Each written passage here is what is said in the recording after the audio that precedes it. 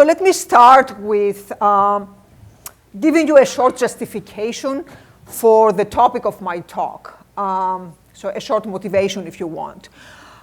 So as Duncan mentioned on the first day of the meetings, I have agreed to take the position of the chief economist of the World Bank, but I agreed to give this talk before I knew about the position at the World Bank. And ever since I took the position at the World Bank, everyone has been asking me what my plans are and what the World Bank intends to do. And I suspect that there is a lot of interest in this question in this audience as well. And I'm afraid if that's the case, I'm going to disappoint you because first, I haven't started yet. I'm not starting until the fall. And so there are many things I don't know yet. And the things I do know, I'm not at liberty to discuss. By the way, I should start with a disclaimer that whatever I say here does not represent the views of the World Bank.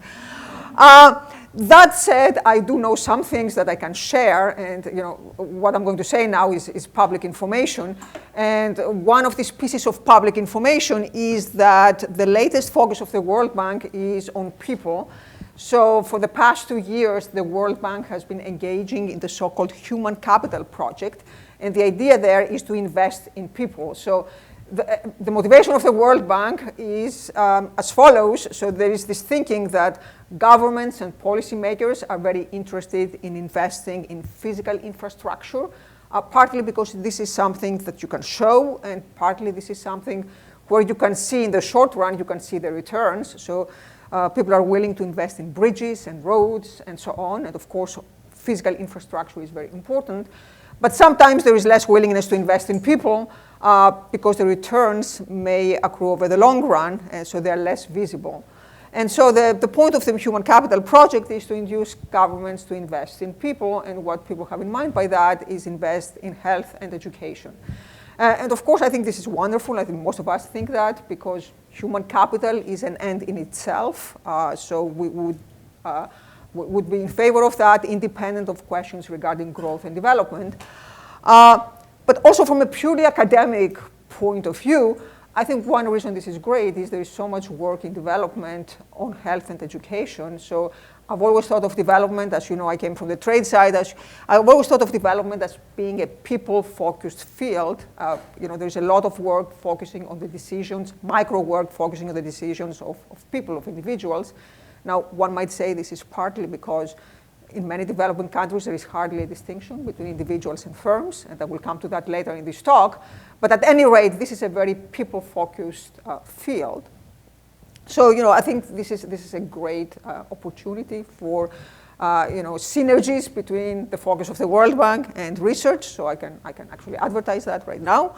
But that said, I think there is a risk that while we are pushing this people-focused agenda, we sort of forget that people don't really live in a vacuum.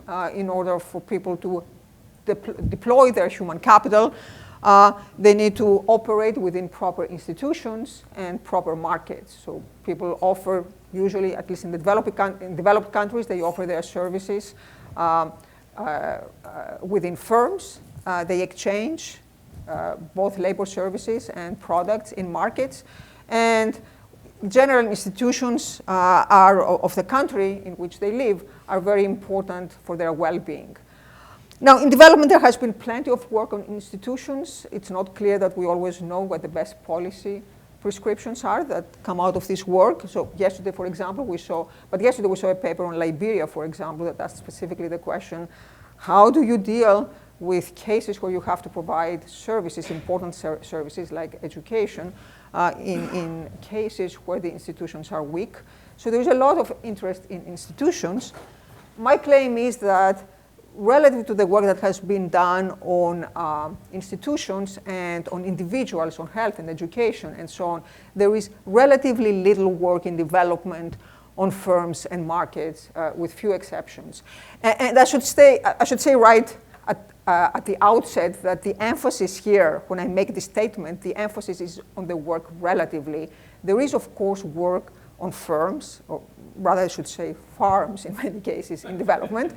And there are many people in this room who have worked on firms. So we saw a paper, for example, yesterday by Kaivan and Dilip and other co-authors on firms. And there is work by I cannot see everyone here. There is work by David or Eric Verhoeven or Chris Woodruff and many other people in this room. There is work on firms. But again, compared to the number of studies we have on health and education, I think there is relatively very little on firms in developing countries. And whatever there is in this area tends to come mostly from trade or macro. So it's a more macro perspective, if you want, than the micro perspective that developing economists adopt when they address other questions. So with that in mind, I want to talk a little bit about the opportunities I see for doing research that's firm-focused. I think there are many interesting questions when it comes to firms in development and that have not been addressed yet. And I would like to talk about them here in the hope that this will encourage several of you to either do research in this, either to start research in this area or to continue the research you are doing. Okay, so this was a somewhat long-winded introduction of why I wanted to talk about this topic. So now let me delve into that and tell you what I'm going to talk about specifically. So one question you may want to ask is, why is it worth studying firms in developing countries specifically? So what makes them different? Of course, I think one message that comes out of the development literature, and I think this is, I don't have to try very hard to sell it here, is that each context deserves its own attention. Each country and each setting tends to be different, and that definitely applies to firms and markets. But still, there are some commonalities, some common elements that apply to many settings across many countries. And the first one is that in many developing countries, we see a very large share of small, inefficient, and informal firms. There is some work on this topic, and if you want to read more, if you want to read overviews, there are two excellent papers on this topic by Shea, Tolkien, and Laporta and Schleifer in the same volume, side by side, in the Journal of Economic Perspectives in 2014. Just to give you an idea, so I took this graph from Ben's paper. I hope he doesn't mind, but this, even if you see this graph from afar, it can give you some sense of what we are talking about here. So each row in the graph represents a different country. India is the top row, Indonesia, the middle row, and Mexico. So these are three very different countries in different stages of development. And what the graphs represent is the firm size distribution as measured by the numbers of workers. So if you look at the first column, it shows the firm size distribution for firms that have employment sizes between 0 and 200. Ben and Chantai, they group the firms into bins that have 10 workers each. And as you can see, from the first column, there is almost everyone is in the first, bin, 0 to 10 workers. To get a better idea of what is going on, also they show different cuts of the data. So the second column has all firms with between 10 and 200 employees. The third one, 20 to 200, and so on. So the last one is 200 to 2,000. And you can see that pretty much in all of these countries, most firms have very small employment sizes between 0 and 10. Okay, so I think this is an indisputed fact in many contexts in developing countries. That said, despite having this huge mass at the low end of employment size, there are still pockets of market power in many developing countries. And some examples of these pockets, so I'm going to talk about those later today, are cement monopolies in Africa. And then there are various cartels in many important markets, for example, food markets. Sugar is a classic example, but also in fertilizer and inputs, agri-inputs, in services, especially telecommunications and transportation, and also in pharmaceuticals. So these are all sectors that are important to an economy, a developing economy, but in many cases they are especially important to the poor.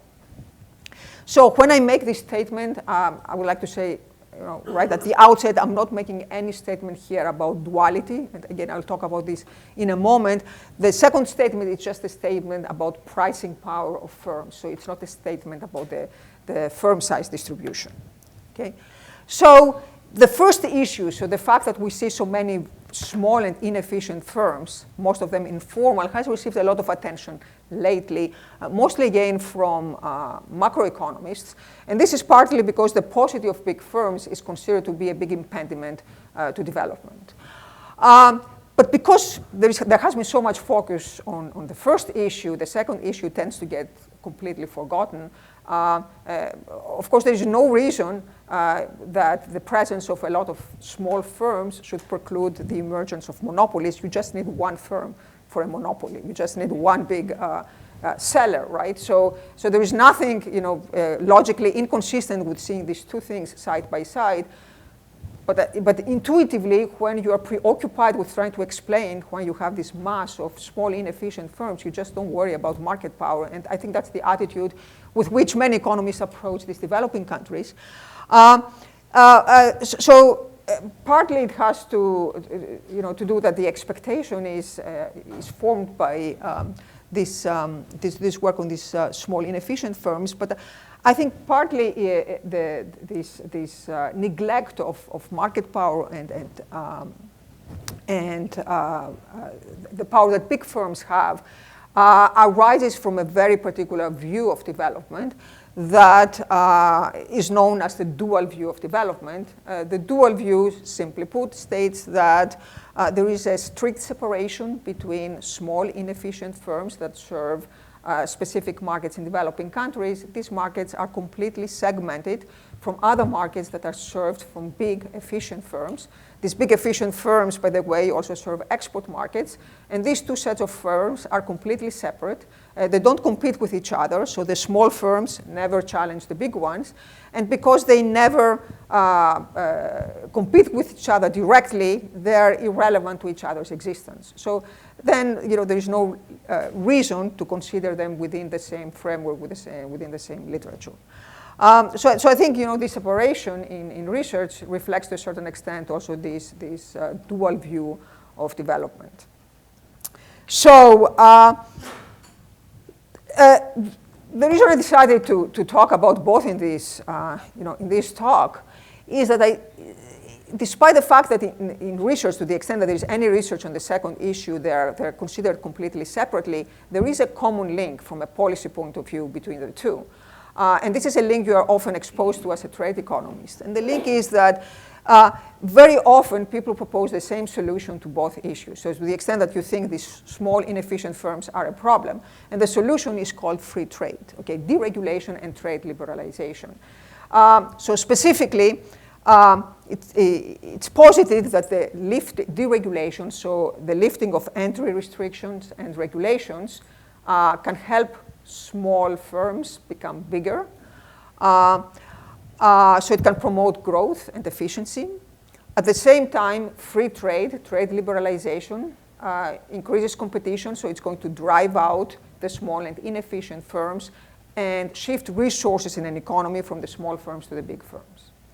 Okay, so that would solve the informality problem or the inefficiency problem if you want. At the same time, trade might also solve the market power issue.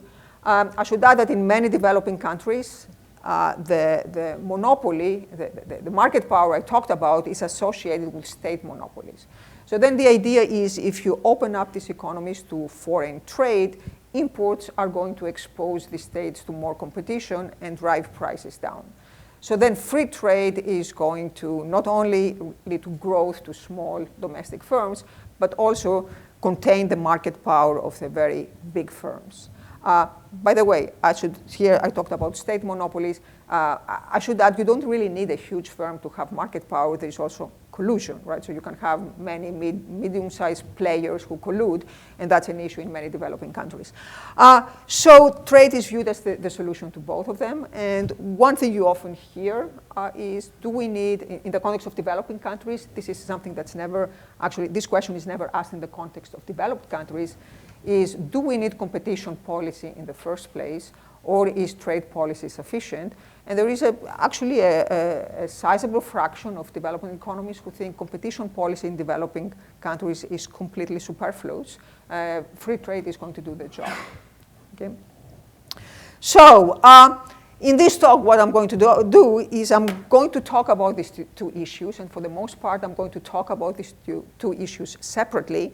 And again, this reflects the fact that they've been approached by completely different literatures. But periodically, I will come back to the question of whether both problems can be addressed through deregulation and trade liberalization. So this is the common link between the two. So you can think of this talk as having two parts. Part one is going to consider the small and inefficient, and part two is going to be about the big and powerful. Okay, okay, so let me start with the first one, the small and inefficient.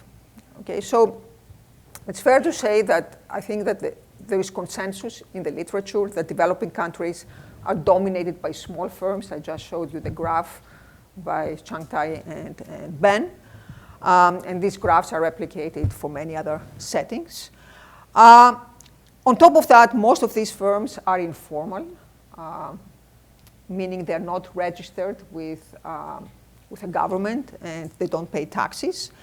And for discussions of informality, Gabriel Ulisser has two very nice papers, one in the Journal of Development Economics, one in the AR, and Laporta and Schleifer in the JPE paper I just mentioned. They also explicitly talk about the importance of informality for many developing countries. So one natural question to ask is, why don't these firms grow? Why don't they become bigger? And so one answer that comes immediately to mind is because in many developing countries, there are policies that favor the small businesses. So the country that comes immediately to mind is India, that for a very long time has had policies that favor small or medium-sized enterprises, including having product reservations, so certain products were reserved for production by small firms only.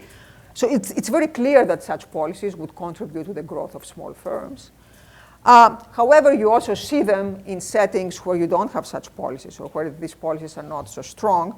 And let me again borrow a graph from another paper. So this is borrowed from Laporta and Schleifer from their JPE paper. And there what they show is the GDP per capita on the horizontal axis, in purchasing power parity. And then on the vertical axis, you have the percent of the labor force that's self-employed. Now, self-employed, you can think of this as being a proxy for informality. You can see that there is a very clear negative correlation between the two. And that, so in the context of what I just said, the main message is that the best predictor of why, in a correlation sense, the best predictor of the share of informality is the per capita income. So it doesn't really matter what particular policies regarding small-sized enterprises the various countries have. Some people go a little bit further in interpreting this graph also in a causal way, namely that all you need to eliminate informality is to promote growth, and then these firms are going to disappear automatically. And this is, just to be clear, this is not the message that I want to send by this graph, but I do think it shows that there is a very, very strong negative correlation between per capita income and informality. Okay, so it doesn't seem to be driven by just policies favoring these enterprises alone. So that raises, several questions. So we're back to the question: so why don't these firms grow? And is this a problem in the first place? And what I mean by problem is, are these firms really the reason, or are they an impediment to growth? So do they constrain a country's capacity to grow? And if so, why do they persist? So what prevents firms from growing? And finally, if you believe the answer to the second question is yes, that also raises the question, what are the appropriate policies to promote growth and efficiency? Okay. So let me start with the first question. Are these small firms less efficient? And the answer to this question is actually not as clear-cut as one may think. So the literature on these issues is quite mixed. And let me mention two papers that take the view that these inefficiencies are perhaps not as large as people sometimes think. The first paper is by Jim Tybout in the Journal of Economic Literature in 2000. So this is a long time ago, and a lot of things have changed in developing countries since then. But still, I think Jim's perspective is quite interesting there. So Jim gives the answer no. So despite what people think, you may have these small firms. They're small, but they're not necessarily inefficient. And he provides three arguments of why this is the case. So the first he claims is there is no evidence that firm productivity is more dispersed in developing countries than in developed countries. The second piece of evidence is that there is no evidence if you try to actually measure efficiency by looking at productivity. In most cases, this is just labor productivity, but in some cases, people also have measures of revenue productivity. There is no evidence that small firms are inefficient. And finally, he makes the statement that small firms operate at the optimal scale given the markets they serve. So, the essence of his argument is the following. So first of all, why does he say that small firms are not inefficient? So for them to be inefficient, one would have to assume that economies of scale are important. So the size is really preventing these firms of taking advantage of economies of scale. And so Tybout mentions various estimates in the literature that do find economies of scale in several industries, but these economies of scale are very modest. So it's very hard to argue that these economies of scale are substantial and they would make a big difference in firms' efficiency. Moreover, he points out that, and that's where this dual view of development becomes important, he points out that most of these very small firms operate in markets that are very small and completely segmented from the bigger markets that big firms serve. Many developing countries are not urbanized. That's still the case. So you have many people living in small rural communities. They're in villages. There is no scope for scale economies. The production is very small to start with. Most of them buy basic goods, so food, basic apparel, and textiles. And you don't need fancy technologies to produce these goods. You produce them with very basic technologies where economies of scale are completely irrelevant. So the whole point of, his whole point can be summarized as for the kind of markets these firms serve, economies of scale have no relevance. I think that, so Andy's here, so he can call me out if he doesn't agree. I think to a certain extent, a similar sentiment is echoed in a recent study by Foster and Rosenzweig that focuses on farms, not firms. And here the A is capitalized on purpose. So they focus on farms, not firms, but the issues are very similar. And I think that they also make the point that farms tend to be efficient when they are very small. At that scale, they operate just fine. Usually, it's just the farmer himself or herself who does the work, and they operate at the optimal scale given the scale of production.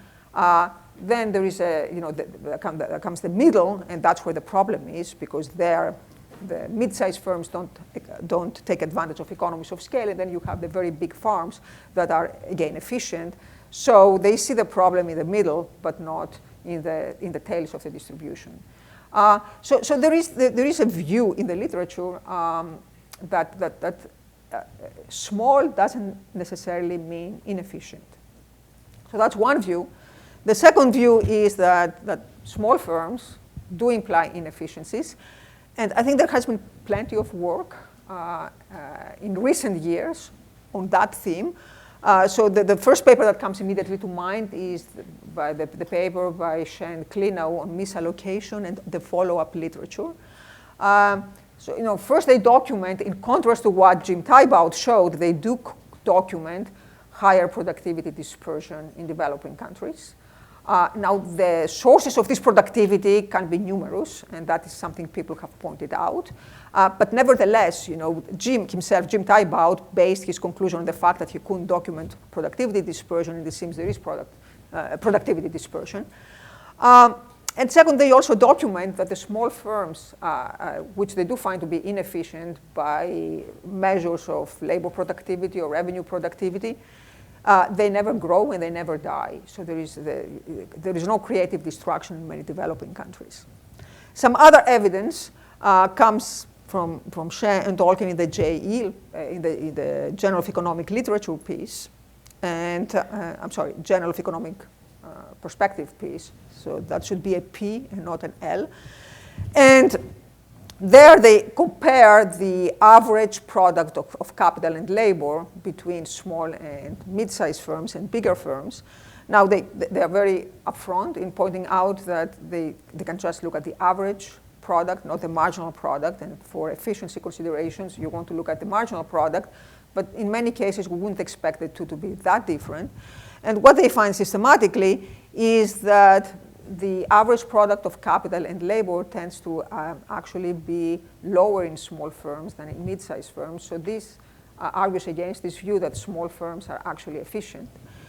And finally, I think there is some evidence also that comes from some recent work by Ann Harrison and Martin Rothenberg that looks at the effects of a 2006 policy change in India that tried to relax the constraints that medium-sized firms faced. So in the sense that they relaxed all these policies, they changed the policies that applied only to the very small size enterprises in India, and they extended them to also bigger enterprises.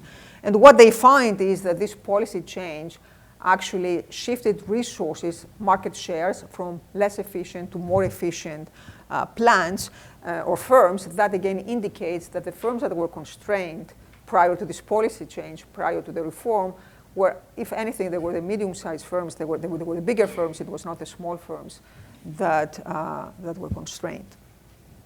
And finally, a third piece of evidence comes from a very large literature in trade on heterogeneous firms. And one finding that I think it's fair to say is as robust as the gravity equation results in trade is that the bigger firms, that the larger firms, tend to do everything better, and including being more efficient.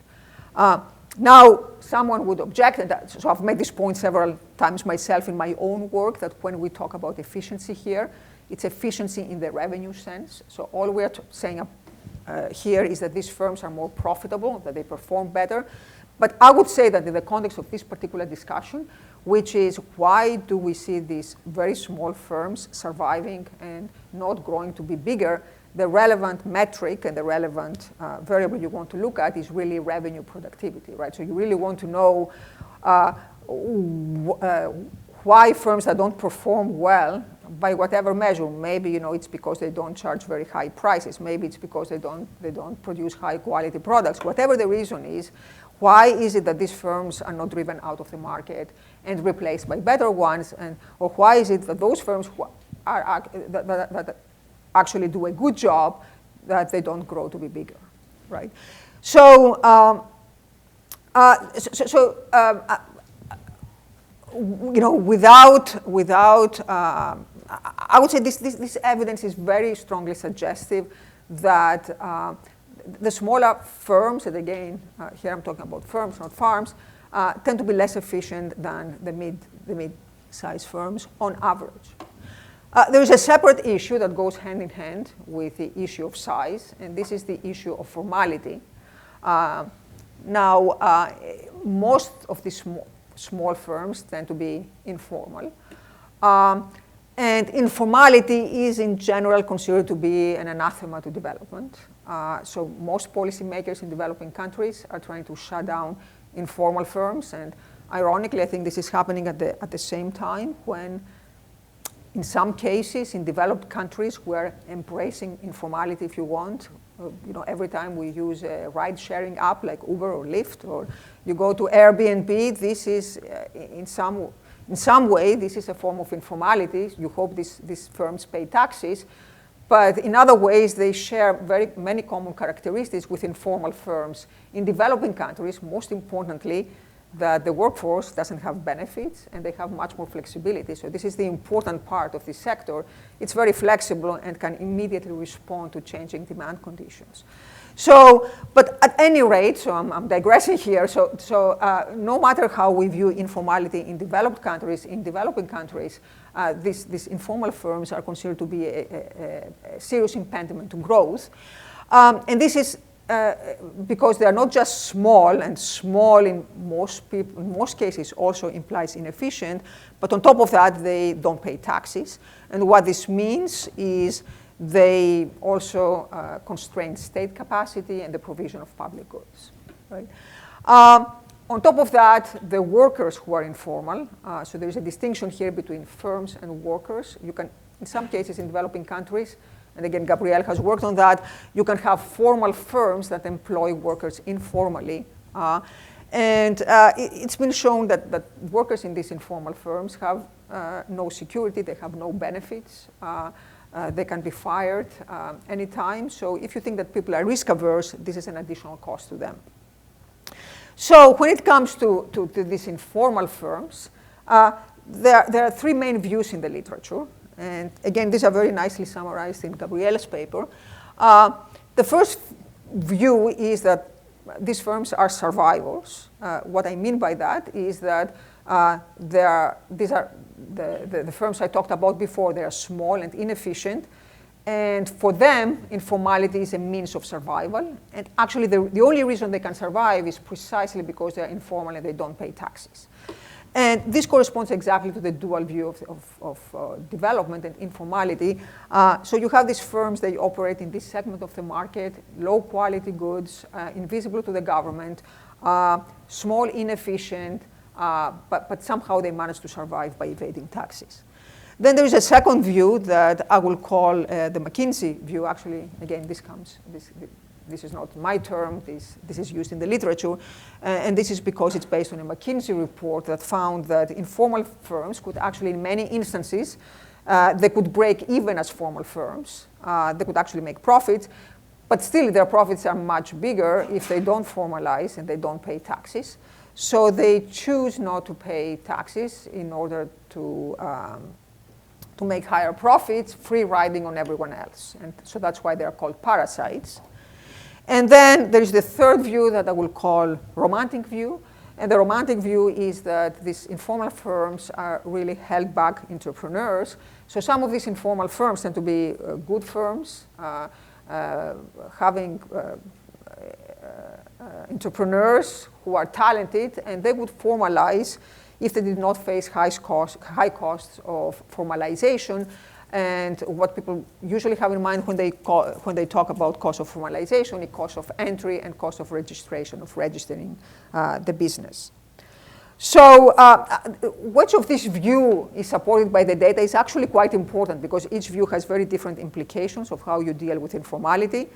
Let me summarize some views and some related evidence. So if you read the Laporte and Schleifer paper in the JP, their answer is it's absolutely clear that most of these firms are survivors, and that corresponds to the dual view of development.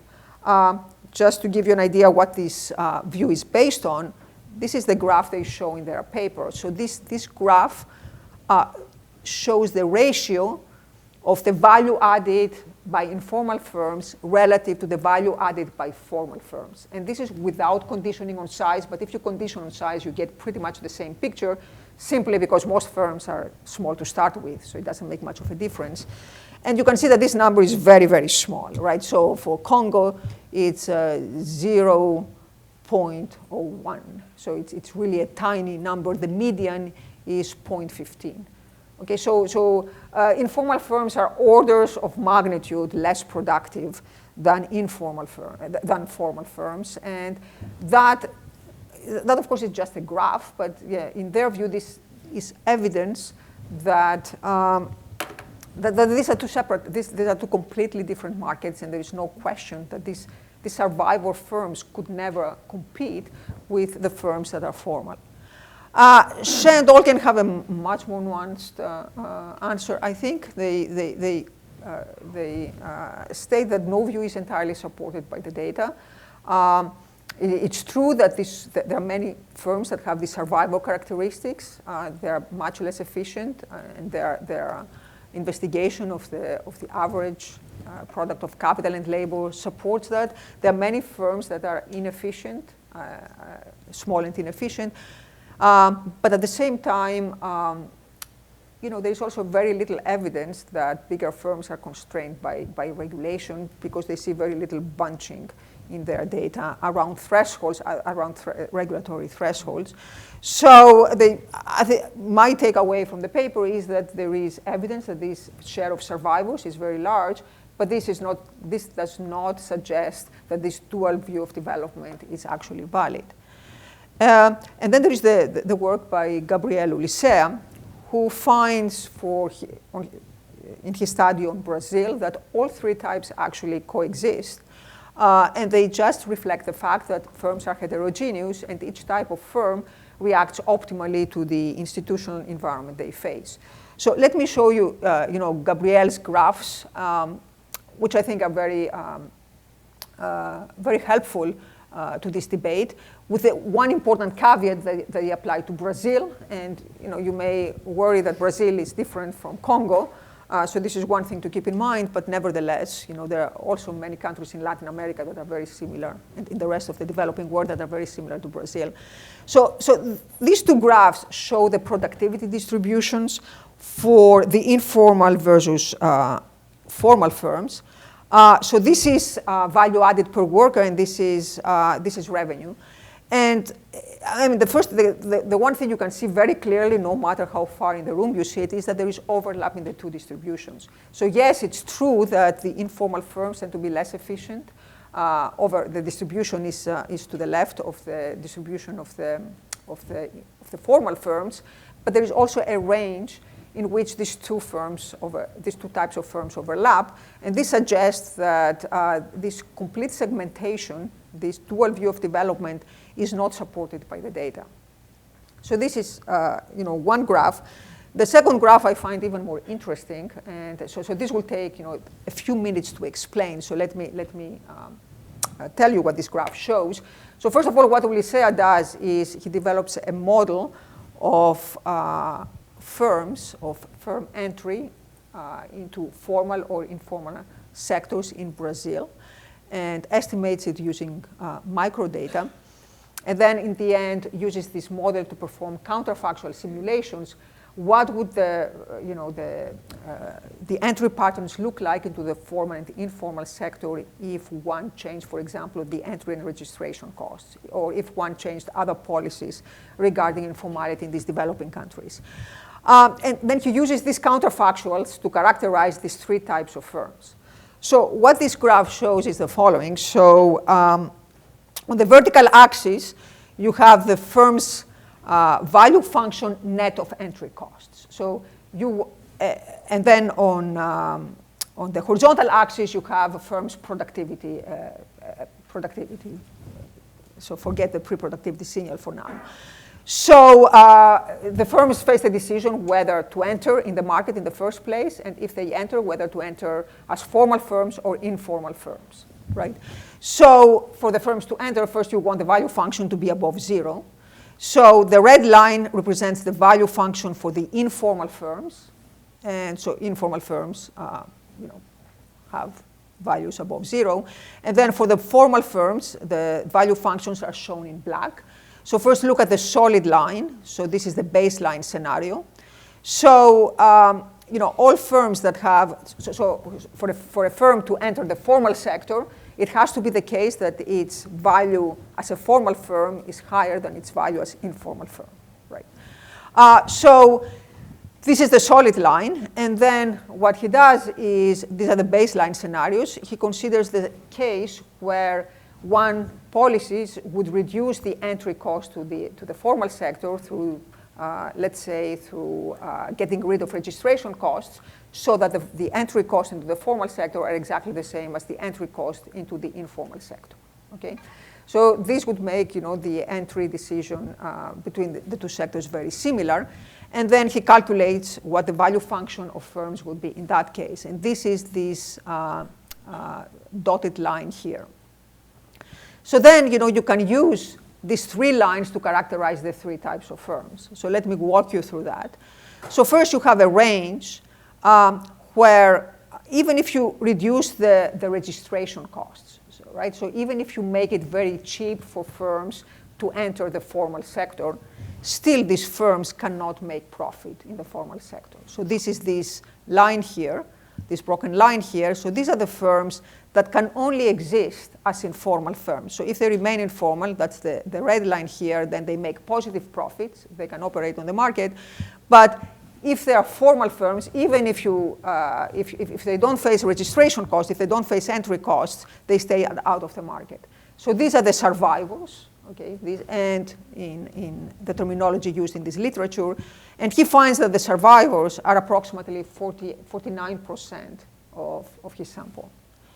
Then there are these firms, let me go to the other extreme, there are these firms in this range here. And these are firms where in the status quo are informal. Why are they informal? Because the red line is above the black solid line, right? So you make more profit, you make more money by being informal. However, if you got rid of the registration costs, if you made entry cheaper for these firms, then these firms would actually operate as formal firms. And this represents the romantic view that these firms are held back by regulatory costs, by registration costs. So if you just reimburse them for this, if you just got rid of these registration costs, these firms would enter the formal sector.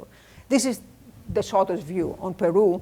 And it turns out the percentage of firms who fall into this category, at least in Brazil, is only 9%. Okay? And then there is this middle range here that it's perhaps harder to read.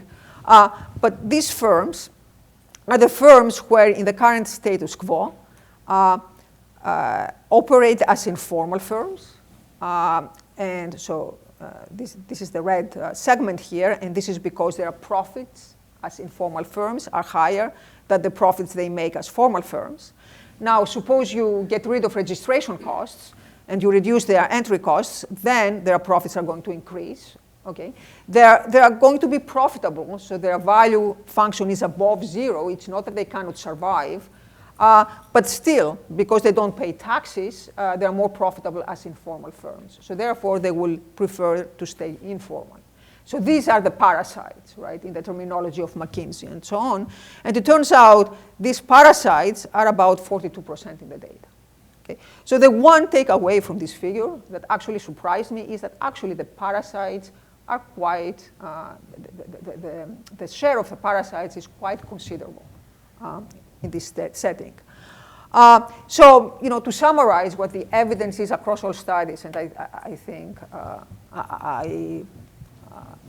what I'm going to say is fairly uncontroversial, is I think the evidence is that the share of survivors is very large.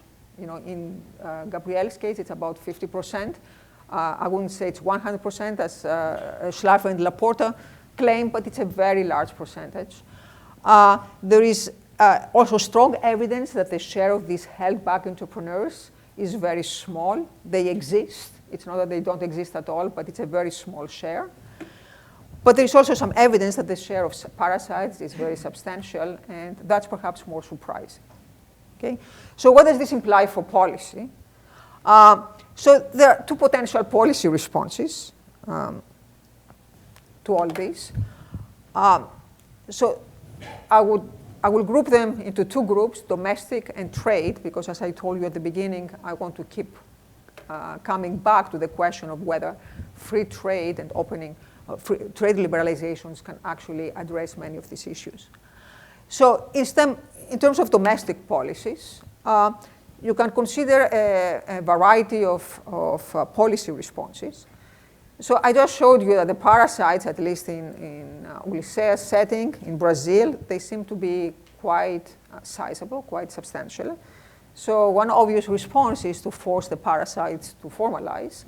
And so one way to do that is by stricter enforcement. And in fact, my first reaction when I saw these graphs is that this is what countries should be doing, and this is not something I ever anticipated thinking.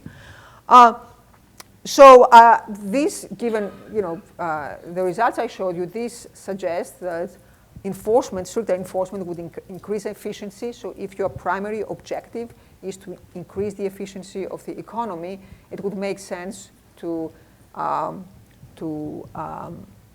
engage in stricter enforcement, for example, more inspections. This would get rid of the small and inefficient firms. It would shut them down, and it would force those firms that can be profitable as formal firms to formalize. However, it would also eliminate the survivors at very high social and welfare costs. So if you are just worried about efficiency, that's perhaps that's the thing to do. But if you also consider general welfare, maybe not the first best policy. Second, there are many policies that support small businesses. Given the results suggesting that the small firms are inefficient, again, to be clear, not all small firms are inefficient. Some of them are not. Some of them do conform to the De Soto view that they're held back entrepreneurs, but this tends to be a very small fraction. So if this fraction is very small, then all these policies that promote small businesses are not going to achieve much. A third possible policy response that actually has been considered and advocated by many is to reduce the entry cost to the formal sectors, so in terms of registration, reduce the registration costs. So if you think that the main issue, that a sizable fraction of these firms are parasites, as was the case in Ulissea's study of Brazil, this would make a very small difference. And in fact, his simulations suggest exactly that. So given that these firms can make profits anyway, and their primary motive of remaining formal is to evade taxes, getting rid of registration costs makes a small difference. So it's interesting that Ulissea gets this conclusion through a structural model. Now it's a structural model that uses a lot of microdata. But a very similar conclusion has been reached by at least two experiments I know of, two field experiments that try to look explicitly at the effects of easing registration. And the first of these experiments is actually on Brazil, which is very nice because it's exactly the same setting as in Gabriel's paper. And this is by De Andrade, Henrique, Brun, and Mackenzie in 2013. And what they did in this first field experiment is they chose a control group, and they chose 4 treatments for informal firms. The 4 treatments were treatment number 1, just give firms information. Treatment number 2, just reimburse them for their registration costs, so address the registration costs. Treatment number 3, send an inspector to make sure that formality is enforced. So treatment number 3 was stricter enforcement. And policy number 4 was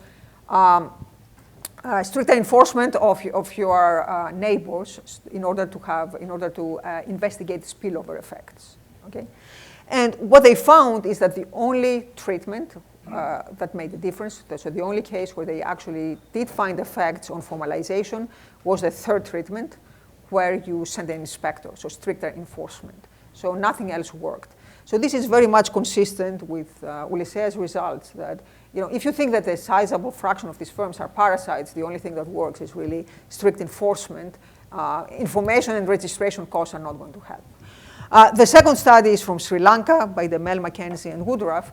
And again, they conducted a very similar experiment where they tried to give informal firms various incentives in order to formalize. And again, nothing worked except for one treatment in which they offered firms a sizable fraction of their profits, so 1 month or 2 months of their profits, and then they actually found very large effects on formalization. Reimbursement of registration costs, again, made absolutely no difference there.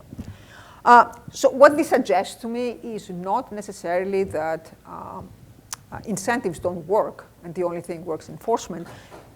to me, what this suggests is that registration costs are perhaps not the most interesting margin of informality in this case, and reducing other regulatory and bureaucratic costs may be, in fact, more important. So if you compare formal and informal firms, they differ not only in terms of the initial entry cost, or the sunk cost they have to pay in order to enter the markets, they also differ in their variable costs.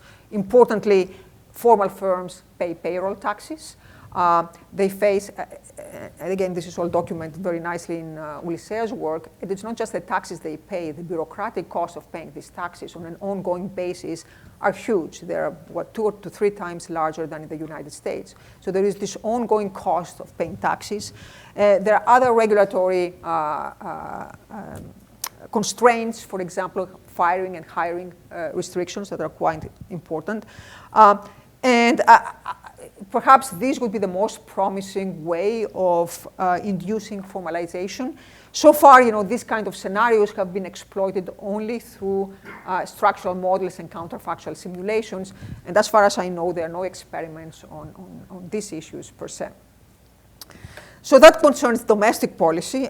Let me talk a little bit about trade now. And again, there the hope is that if you have intensified competition, if you open up an economy, let's say you open up Brazil to foreign competition, exports will grow, and this growth is going to shift resources to larger and more efficient firms. This is a quite interesting mechanism, I think, because you sort of get the reduction in informality for free. You don't have to engage in any domestic policies if this works. And also because there have been many trade liberalizations in many developing countries, so one can try to look for these effects directly in the data. So what's the evidence on this channel? The evidence is, perhaps not surprisingly, is very mixed. And I would say you can get opposite effects in different studies. So let me mention 2 of them that get completely different results. So the first is a study by McCade and Pauchnik on Vietnam. And Vietnam implemented a bilateral trade liberalization with the US. Essentially what happened is US tariffs vis-a-vis Vietnam were reduced drastically, and as a result, exports of Vietnam to the United States rose substantially. Okay? That led to a major structural transformation. It was not just trade, so Vietnam in general experienced a major structural transformation in the last 20 years. And what they document is that there was indeed a very sizable movement of resources from the informal to the formal sector. It was a classic case of structural transformation where agricultural workers left small, inefficient farms to move to big industrial enterprises. Okay? So they find very strong evidence of this effect. One actually finding in this paper that's very interesting is when they compute productivity effects, they find that the productivity effects are much smaller once you account for heterogeneity. Okay? Once you account for selection effects, if you just look at the raw data, then the productivity increase from this reallocation is very substantial. But once you account for heterogeneity in the workforce, and they can do that because they have microdata, the effects are much more muted. I think that's very interesting. But the second study is by Di Carneiro and Kovac on Brazil. And Brazil also liberalized, but in a very different way. It was a unilateral trade liberalization that increased imports. What they document is that there was a very substantial increase in the more exposed areas. There was a very substantial increase in unemployment in the short run. This increase in unemployment was replaced later by a strong increase in informality.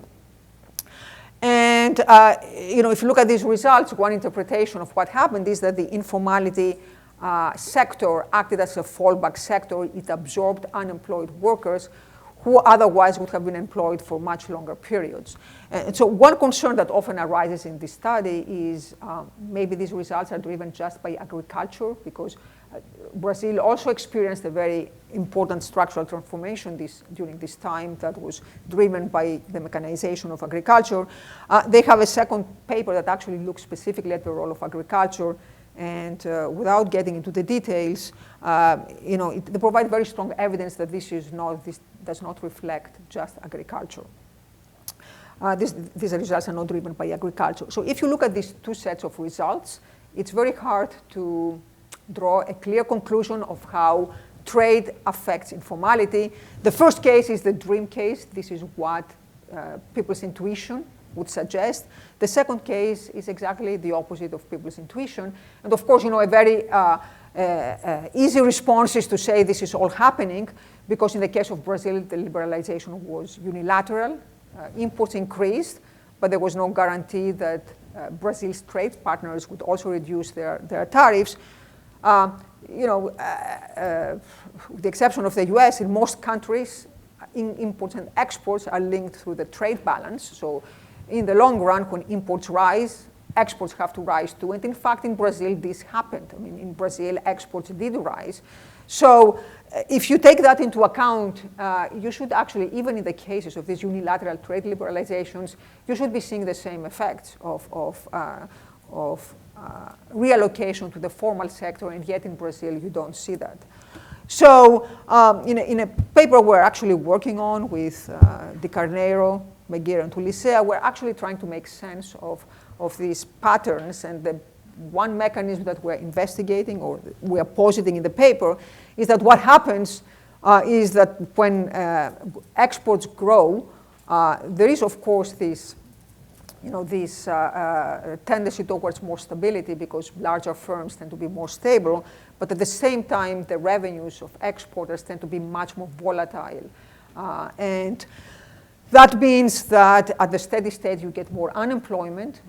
If you have frictions in an economy and you have an informal sector that's facing fewer frictions than the formal sector, then these unemployed are going to be absorbed by the informal sector, and perhaps this is what we are seeing in Brazil.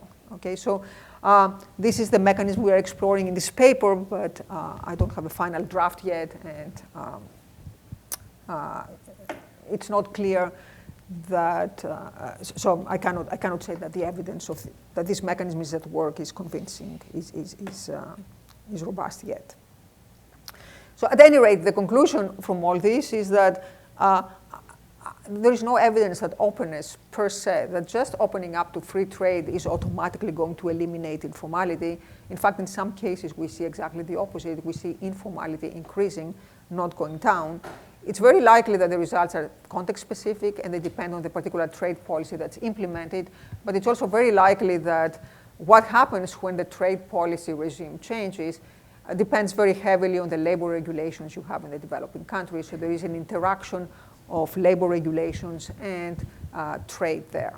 My bottom line is I think the claim that trade, without any consideration to local labor market realities, that trade by itself is going to address the issue of informality or small firm size, there is no evidence to that effect.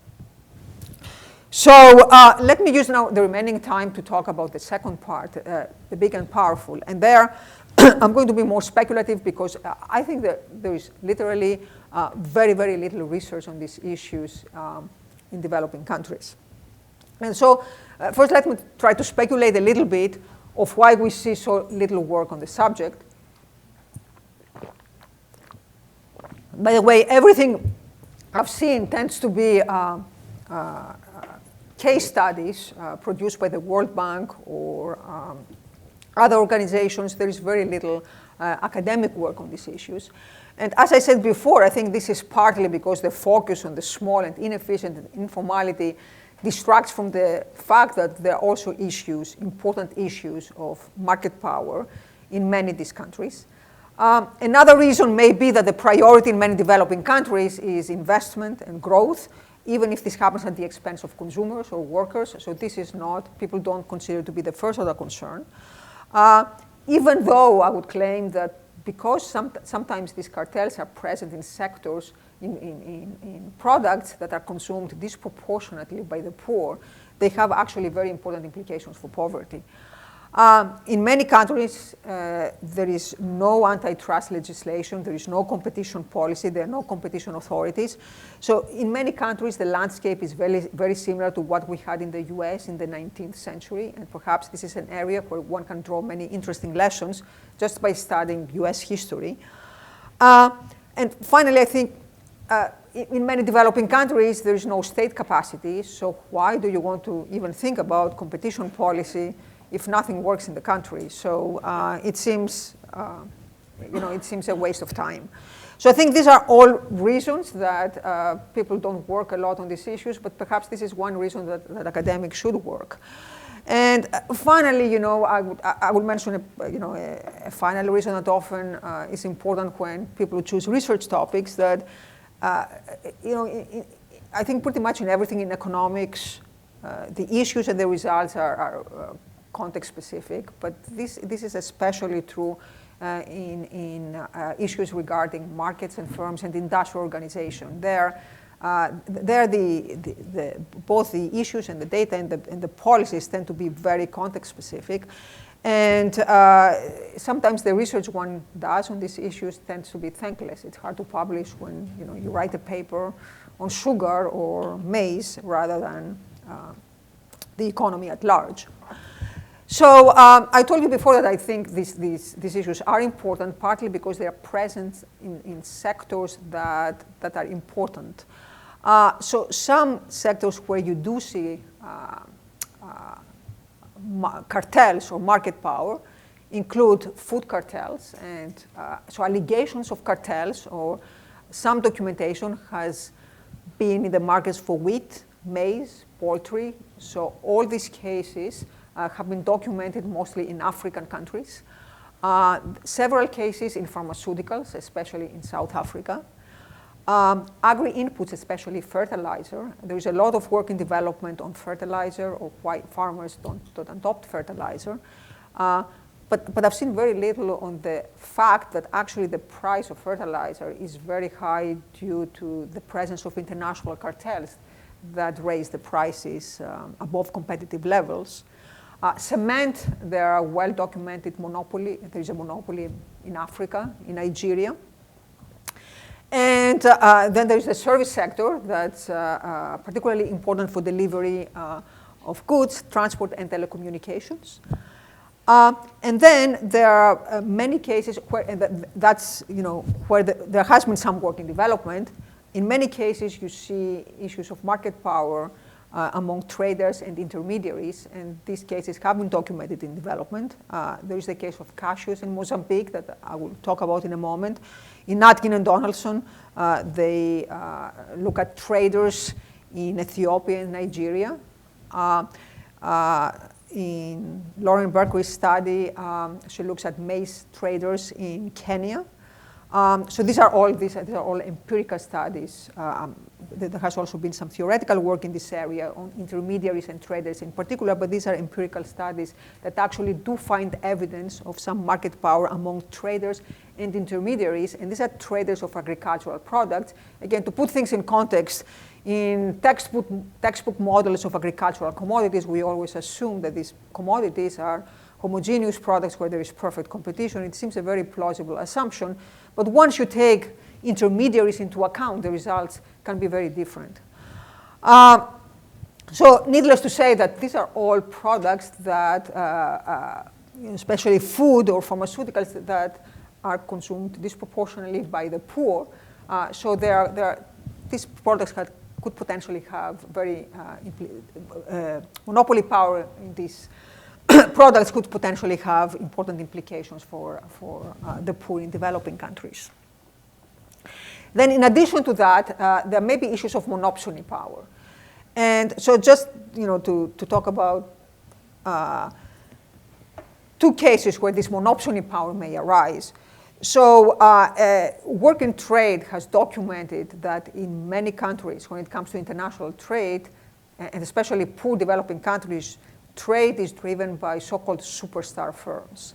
And so there is a paper in the Review of Statistics, Review of Economic Statistics. Sorry.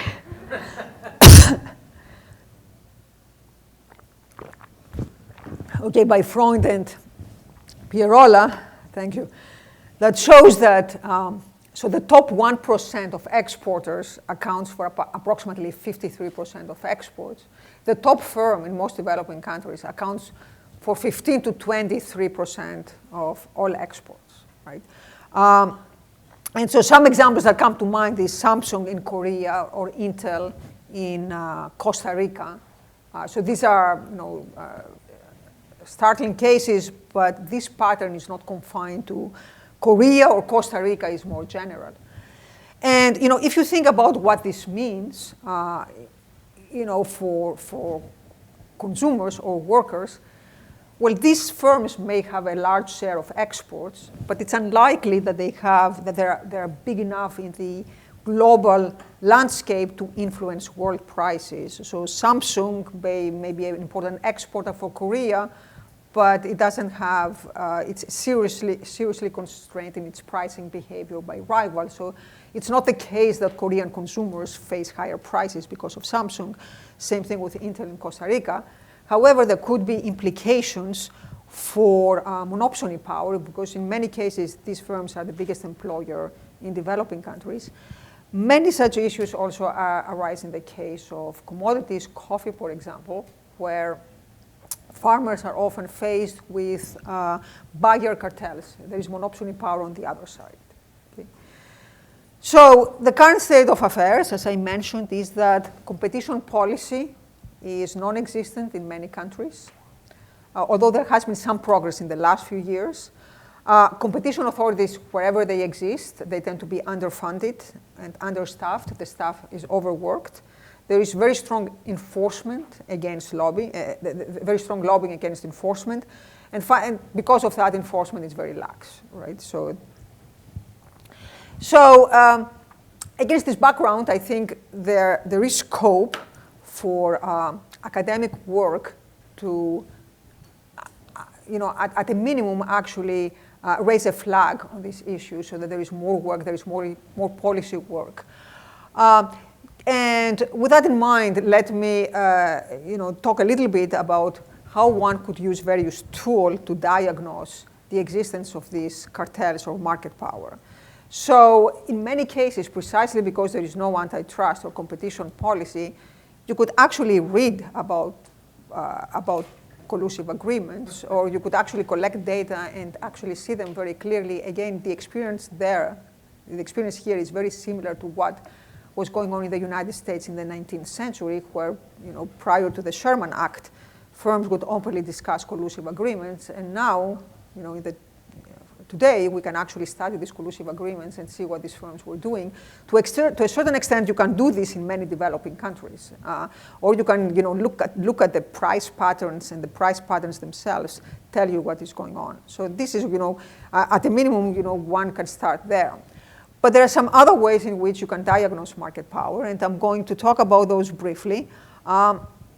So again, this is all prospective because, as I said, there have been very few studies on these issues. In some cases, almost none. So I will order them in terms of both how much work they take to implement, but also to a certain extent how convincing, how credible they are. So I will start with cross-sectional comparisons of prices. Then I'll talk about incomplete cost pass-through, what I will call the production side approach for estimating markups, and then full structural modeling. And I'm not going to give an in-depth discussion of these approaches, but I will mention them very briefly. So the first thing you can do is cross-sectional comparisons. So there the idea is to look for price discrimination. Because if you have, let's say, two different consumer groups or different regions that pay very different prices, that's suggestive of the existence of markups. If price was equal to marginal cost, there should be not a price difference. So, this is very straightforward. Of course, the challenge if you implement that is you need to control for cost differences. The usual argument is that the price difference, counter-argument, if you document price differences, is the price differences arise from cost differences and not from markups, not from the presence of market power. So because of that, this argument, this kind of price comparisons are most convincing when the differences are really large. So in some cases, they are so large that one would be hard-pressed to claim that there is something other than price discrimination going on there. And the few cases in Africa, for example, that have documented market power, they use this pure price discrimination argument. And I think it's partly because these price differences were huge, as I will show you in a moment, but also because in many cases, people did not have the tools to do anything more sophisticated. Maybe it was not even needed. Maybe there was no need to do anything more sophisticated, given that no one cared in the first place. But if you look at cement prices in Africa, so cement is controlled by a Nigerian monopoly. So on average, prices in Africa are 183% higher than in the rest of the world. So this is a huge number. It's very hard to justify it based on cost considerations alone. Another example is sugar in Zambia, where, again, it's been documented that it's 41% more expensive than in other countries in the Great Lakes region. And again, the differences are so large that it would be very hard to argue these are just cost differences. So that's one way. The second approach is to document incomplete cost pass-through. And this is actually the one approach that has been used quite often in the development literature, partly because this is an approach that's quite popular in agricultural economics, and many developing economies are agricultural economies. And it's also very popular because of ease of implementation, and because in order to implement it, you usually need a well-defined shock, an exogenous shock, and commodity price shocks usually serve this purpose if you have a weather, in many cases, if you have a weather shock that leads to changes in commodity prices, you can use it as a source of exogenous variation. So that said, I think there is enormous confusion about what can be learned from incomplete cost pass-through. And I think this is the one case where it would be really instructive for development economies to consult the very large literature in international on exchange rate pass-through to get some guidance of what is learned and what is not learned from incomplete pass-through. So let me just give you a very brief overview in the remaining time. And I apologize for, I'm going to use hand-drawn graphs, and I apologize for that. Actually, my initial plan had been to draw them in real time, because then I can make things more clear. They're very basic, but I didn't quite trust the technology. So I think that the confusion comes from something very basic, which is there is a difference between the demand facing the firm, which should be horizontal under perfect competition, and downward sloping under imperfect competition, and the market demand, which is always downward sloping, always, under our usual assumptions. So let me, this is very basic, and I apologize if I appear to be condescending, but there's an enormous amount of confusion on that when it comes to incomplete pass-through.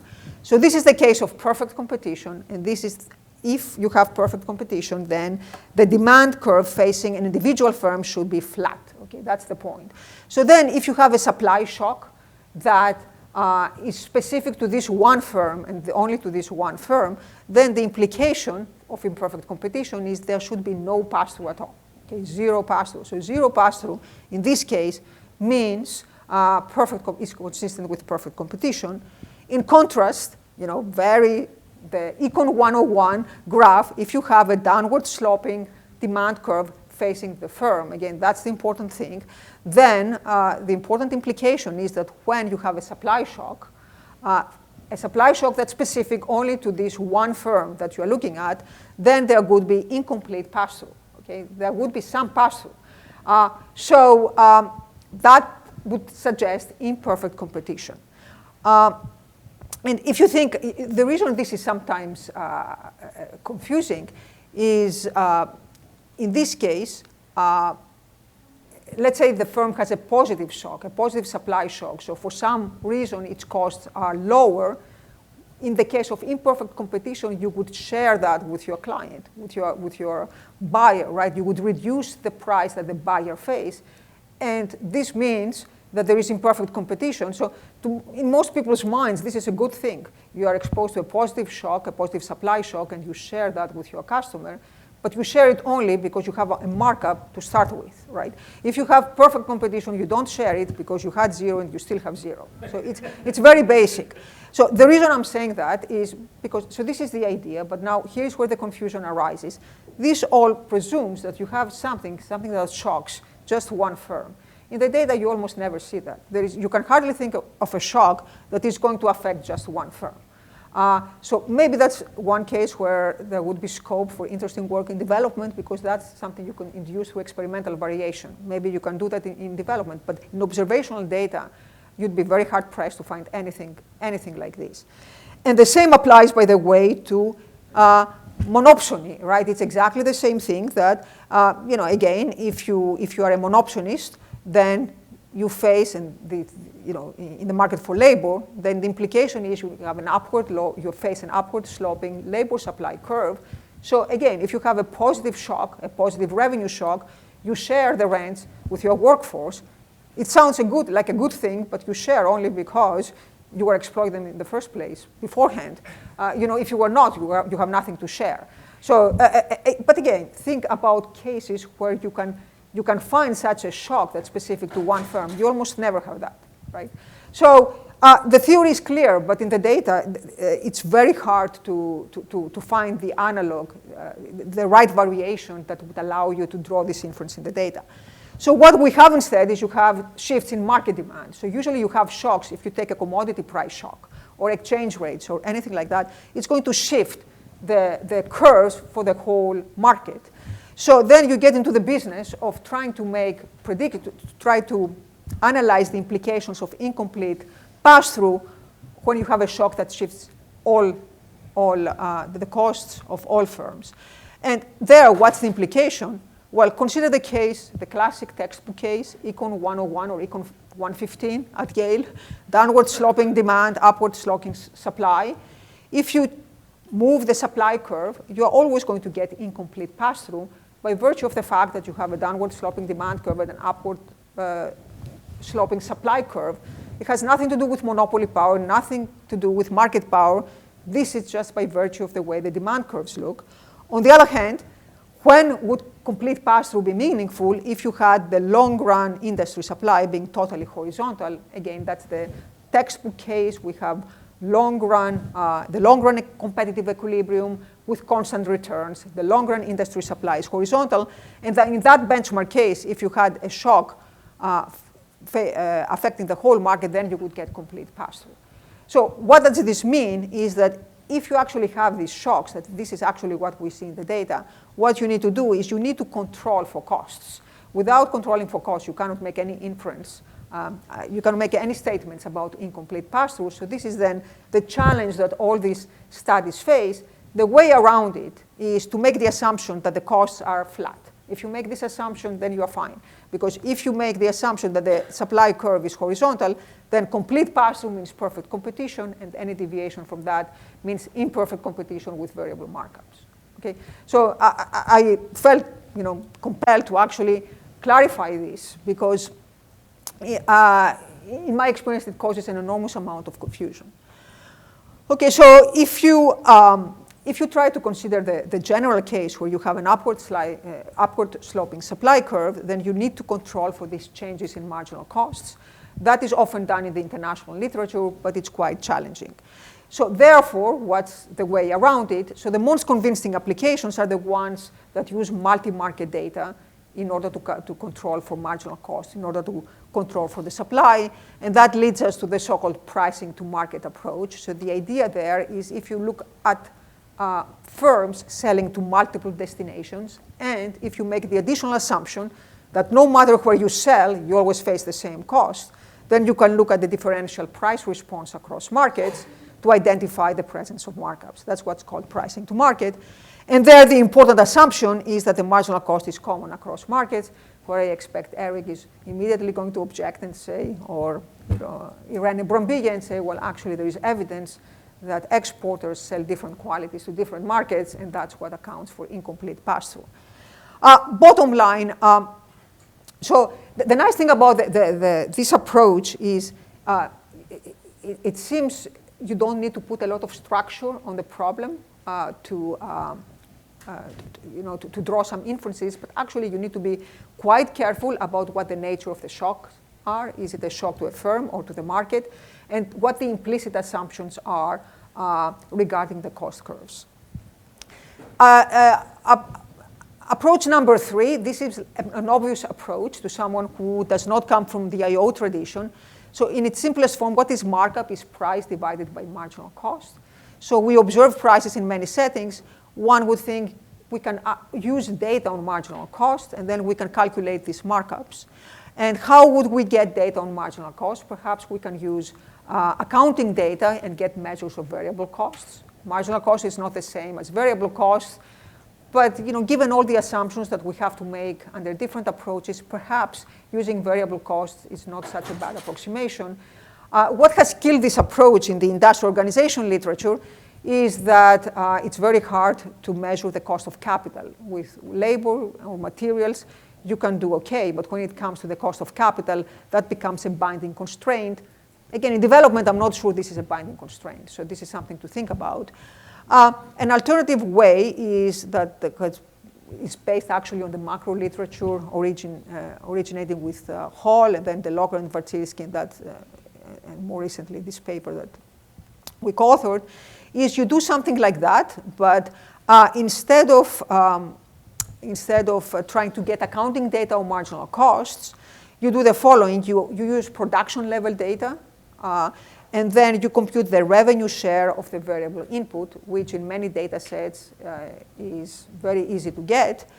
And then you control for the output elasticity of the variable input. So let me put it this way. If you read this literature, markup is defined as the ratio of these two variables. If you think about it, what this does is it computes markup as markup being equal to price over marginal cost, making an adjustment for different technologies. So this output elasticity accounts for different technologies. So if you think about a Cobb-Douglas, where the elasticity does not vary across firms or across time, so this, in comparisons across different firms or across time periods, this stays constant. This approach would be equivalent with this, but you would be using different data to infer it. And the advantages of this approach is that the conceptual assumptions you need to implement it are minimal. It can be implemented with publicly available data. The disadvantages are that it sounds very nice, but the actual implementation is quite hard if you have multi-product data. And the approach is also descriptive in nature. So you cannot do counterfactual simulations. Okay? And the final approach is what has become popular in I/O. You can use the structural, I will add demand-side approach. So in the development context, this is one example. We applied it to the pharmaceuticals market to estimate competition in Indian pharmaceuticals and then address the effects of TRIP. And the basic structure is the following. You assume a utility function or a demand. You use this approach you also assume a particular market structure and firm behavior. And I'm sorry, this should be B, C, D. And this set of assumptions are going to imply markups. And once you know markups, you also know marginal cost. They're identified by the identity marginal cost is price over markup. When you implement this approach, the advantage is you know everything. You model the entire market. It's partial equilibrium, but you know everything. And then you can do counterfactual simulations. And what's the advantage? The advantage is that you learn everything about the market. The main drawback is, of course, that the results depend on assumptions. But there are two sets of assumptions here. So there are assumptions about market structure and firm behavior. And these assumptions often can be informed by studying the particular market or the particular setting.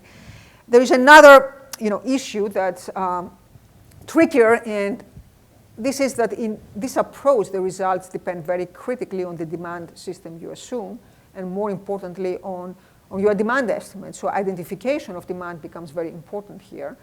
That's, I think, another area where experiments could be used to identify demand. There has been a lot of progress made in suggesting demand systems that have nice properties. And David and Ben talked about this a little bit yesterday. But still, how you identify the price elasticities of demand is still a big challenge. This is another area where I think there would be a lot of work in development. So let me, finish, this part with asking again the question: can trade now act as competition policy, given that we really right now there is no competition policy in most developing countries, and in the places where there is one, it is not in force. In principle, yes, because trade implies more competition. However, there are 4 caveats. Number one, the non-traded sector is not covered. And some of the big issues arise in the context of transportation and telecommunications, and their opening up is not going to help. Second, you need to take into account market structure. I don't have time to go over the case of cashews in Mozambique, but the summary is that cashews in Mozambique, the trade of cashews was characterized by double marginalization. So when Mozambique got rid of export restrictions, what actually happened is the export prices went up, but the gains were not passed through. The domestic prices went up, but then these gains were not passed through to the farmers, because most of the gain was captured by intermediaries. So actually the pass-through was in the order of 40 to 50%, so it was much lower.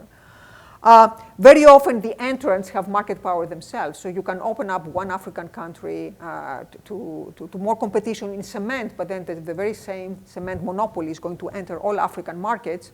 This won't help. And finally, the context and the trade policy specifics matter in an important way. And let me give you one example of how they matter from my work with Jan de Locker and Amit Kandelwand and Nina Pauchnik on the Indian trade liberalization. By the way, there were many complaints about 115-page papers in the last 2 days. And this is a paper that starts as 115 pages, but I can summarize the main takeaway in 1 page, and perhaps one lesson is that many of these papers, if you wait for 3 to 5 years, eventually you can summarize them in 1 page. So there is hope. So this was a very large trade liberalization in India, and you would expect it increased competition. If you look at the data, you would expect this trade liberalization to have reduced markups. What we found is actually that it increased markups. Why did this happen? The story is very simple. I can put it in words now. The liberalization reduced not only tariffs on final products, but also on intermediate products. Okay, that means what it did is it primarily reduced costs to producers. So now we are back to the pass-through questions. The reduction of cost was not passed through completely to consumers in the form of proportionally lower prices. Prices did go down, but not in full proportion to the cost decrease, and as a result, markups increased. Okay, so again, it's a story that can be perfectly rationalized within economic models, but it's not what you would have thought at first as being the relevant mechanism when you open up an economy to competition. And just to show you some figures that go along with this story, these are raw data from India. Okay, these are not data that were produced by us. They show a very clear increase in profit margins around 91. That's the year when the trade liberalization was concluded. And of course, there are many other things going on in India. This is not. This is only suggestive. These are only raw data. But what we are saying is that we have an explanation, a partial explanation of this increase in profits that you see in India during that period. And this partial explanation is that all these trade reforms ultimately reduce costs to producers. This is a good thing, by the way. I mean, I don't want to be misinterpreted. Consumers do enjoy lower prices, and in many cases, more variety and also higher quality. So there are gains from trade. But this does not mean necessarily that profits go down. To put, again, here I'm going to be very speculative, but to tie that to some big picture questions, this is a graph from Jan de Locker and Jan Eckhout that has received enormous attention in the last year, showing the markup evolution in the United States. And you can see that there is a very sharp increase around 1980, so markups start going up. In the meantime, they have produced graphs like that for most countries of the world, and they all look very similar. So you have this tremendous increase in markups across the whole world. And you may wonder what, they don't take a very strong stand as to what is driving that. It could be technology. Many people suggest intangibles. So this is all based on measures of variable costs, but it's clear that companies now invest in infrastructure, they invest in branding and marketing and so on. And all these are not taken into account here when they calculate costs. Another factor that may be driving that, and I will just mention that and put it out there, is the globalization of markets. So prices. This is a point, by the way, that a student who was in the job market, Monica Morlaco, made. Just to give you a specific example, if you take the retail market for clothing, take Zara or H&M or Banana Republic, the prices did not go up for consumers for these products. They are still very, very low. And this is partly because these companies face stiff competition. They compete with each other.